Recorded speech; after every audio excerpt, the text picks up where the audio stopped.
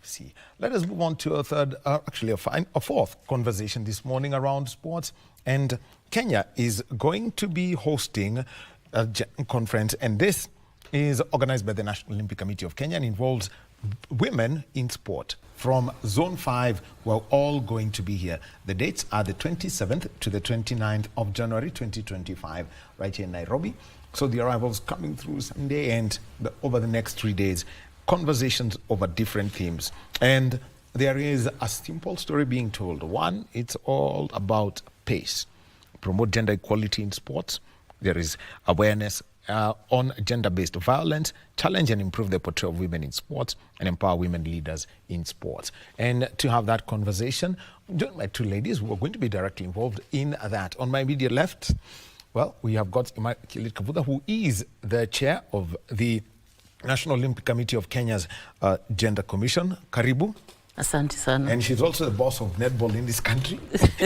And we've got the development leader of the National Olympic Committee of Kenya, Susan Diambo. Now, Susan, let me just start with you, because when it comes to the activities of the National Olympic Committee of Kenya, two of them that, the two activities that, you have been involved in before we bring in all of these others, there is the Step Up series and the She Rise series. Just give us an insight into those, because I know they form a lot about the background of those we've selected for next week's conference. Okay. Thank you so much, Wahome. As you've clearly said, National Olympic Committee has been running a series of advancing women in sports. So between 2023 and 2024, we've been running the She Rise series and Step Up series. So these were mostly leadership series to just assist women in stepping up of their role.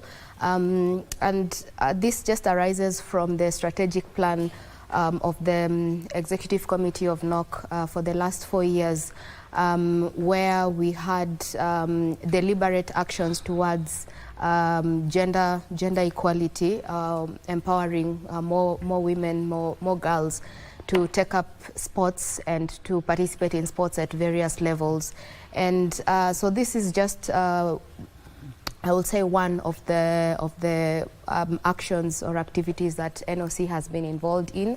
But other than that, there have been also affirmative actions in other areas, including participation. So for instance, supporting more female teams to be able to qualify to Commonwealth Games, to Olympic Games, in terms of scholarships, in terms of grants, supporting coaches. So like for instance, there is a policy that any NOC program has to have a 60-40 gender representation, either genders, because we're talking about gender empowerment, or gender equality. So we have had this kind of policies, and this has been actioned in all of our projects.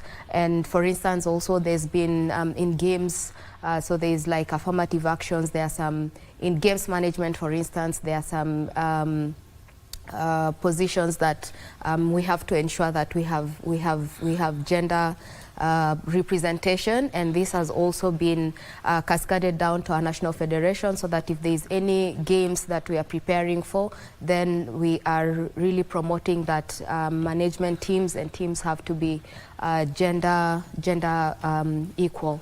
So we've had several successes in this over the past few years, and probably also we can really point out in terms of annual General Assembly, for instance, that there was 100% gender representation across national federations. Again, part of the affirmative actions that the executive is trying to bring up, so that we can bring up the female gender most especially.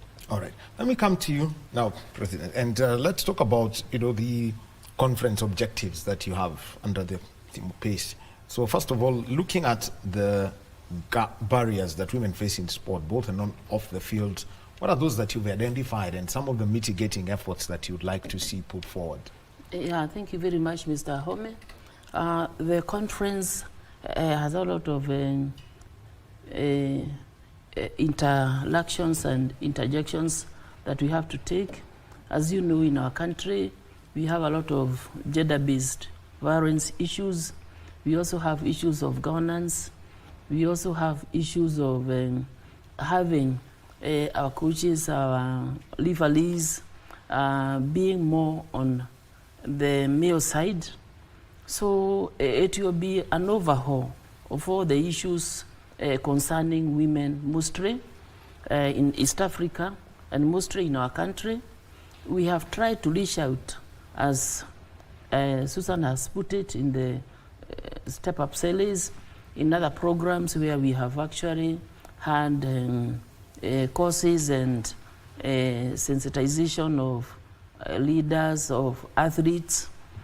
So we want to go down there to the counties, because at the grassroots, that is where everything starts. We also want to, after the conference, we also want to engage our people right down in the county, so that these issues that have actually been letting us down in sports, and we know them, if it is the cultural aspect, all those issues can now be able to be handled from the grassroots. We have schools, institutions of learning where we have our youth, where we have our athletes coming from. We have other institutions like the universities. We also, we have various institutions that handle sports. So we would want everybody to be sensitized and pray their laws. And even as we talk about gender being female and male, we know that our women have actually been sort of sidelined in so many issues. So I want to bring up something, and you mentioned the cultural barriers, and how have you tried to break some of them? When it comes to, we know that there are places where, it's quite difficult to break through, especially with some sports, but how much work and what success stories can you tell from this? In this kind of courses that we have been having, the leaders who are drawn from all the federations, we have actually encouraged them to go back to their federations, go back to their counties, because we have branches of different disciplines, and then have it talked out.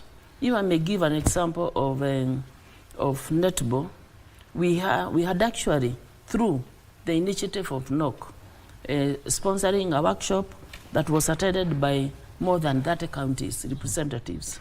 So these people, after the sensitization, after the course, they were able now to go to their counties and have the similar kind of programs. Now, Susan, let me come to you, because this is something I'd like to touch on. It's the portrayal of women in sports, the communication aspect, and what you have been doing.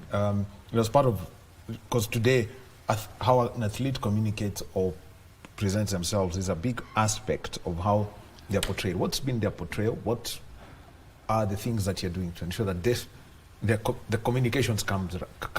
communication always comes out right? Okay, so as an Olympic movement, one of the things that probably we have managed to do collectively in the world is the gender balance in participation. Yeah, so like Paris was 50-50 gender representation. And now coming back to Kenya, that's also something that we have made great strides. Like for instance, in Rio 2016, the gender representation, the female gender was 47%. In Tokyo, it significantly improved to 56%. In Birmingham, again, significantly improved to 54%. In Paris 2024, we're just slightly below 50%. So in terms of participation, that's something that the world over we are doing very well, and I'm glad that even in the country we are doing pretty well on that. So now when it comes to portrayal, that's still where we have a challenge. And that's the challenge that even internationally and locally we are trying to balance, yeah, so that there is equal, for instance, there is equal media opportunities for both women and men. We are still not there.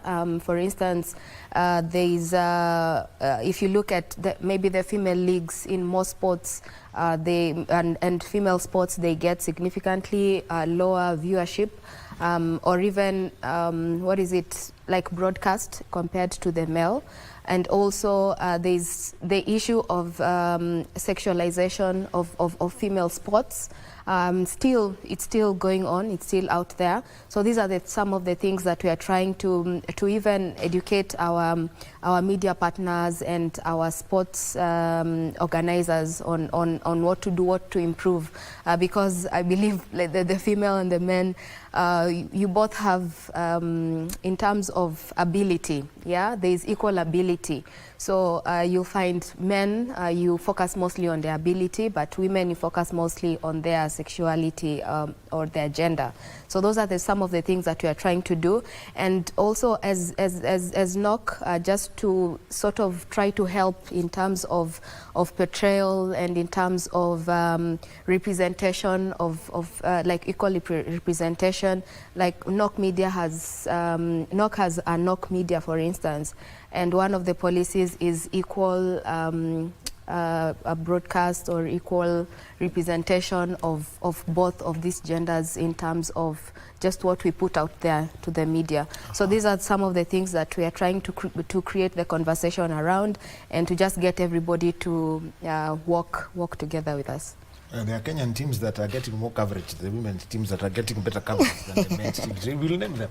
Women's football, Malkia Strikers. And right now, let's move over to the Kenyatta International Convention Center. And this is where the government spokesperson, Dr. Isaac Mwaura, is addressing the press. Let's move over to the KCC.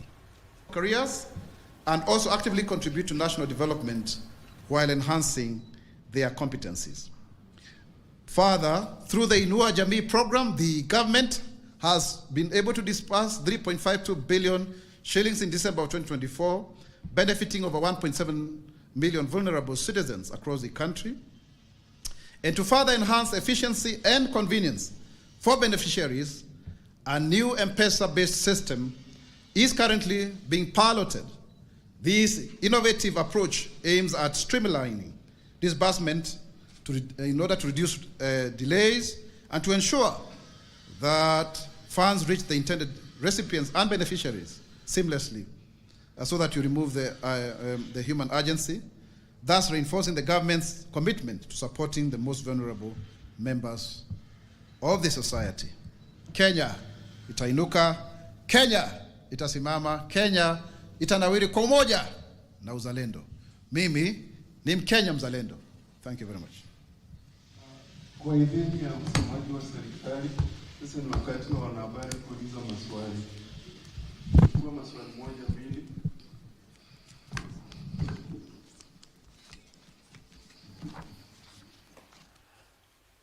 And that is the government spokesperson, Dr. Isaac Mwaura, speaking at the KICC, giving us a brief on that. Yusuf Farah is our reporter and is going to be giving us details on that in our subsequent bulletins.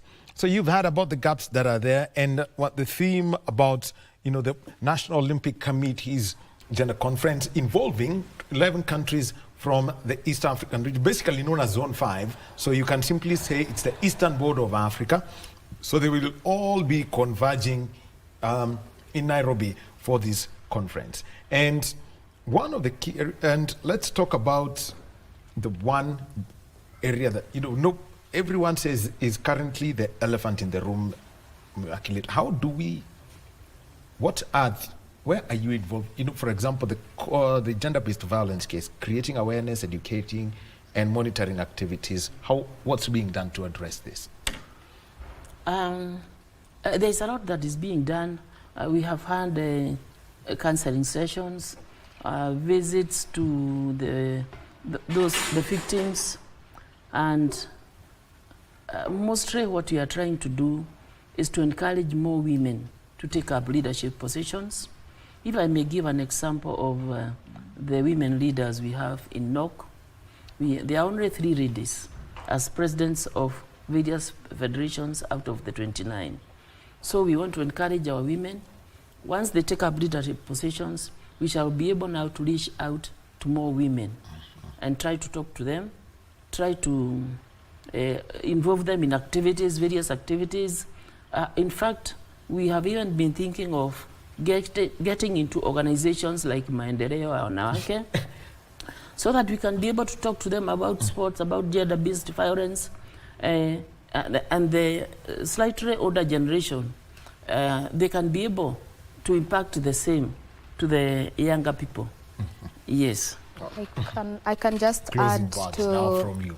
okay, I'll just add to what she's also saying, that we have a safeguarding program as National Olympic Committee, and where we've also onboarded all our affiliate members.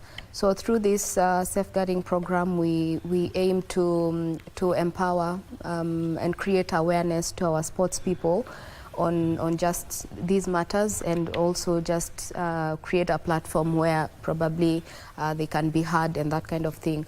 So the other thing also is collaborations with organizations that are addressing or just monitoring activities around this and how sports can be part of it. So for instance, in the conference, part of the organizations that will be adding to the conversation is the National Gender Commission and the Office of the President on advising on gender matters. So we hope with these collaborations we can all work towards addressing these issues. Thank you very much, Susan Athiambo, Development Lead at the National Olympic Committee of Kenya, Immaculate Kavuga, who's the chair of the Gender Commission at the National Olympic Committee of Kenya, and it is the East Africa Gender Conference that's taking place from the 28th to the 29th of January in Nairobi, themed to disrupt and redefine the gender narrative in sport. We'll be giving you all the reports of that. And as we leave, I'd like to say thank you for being with us. Coming up next is Kurunzi Mashinani, followed by Tamrini. Our sign language interpreter this hour has been Brian Muraru. Thank you for being with us. Have a good day.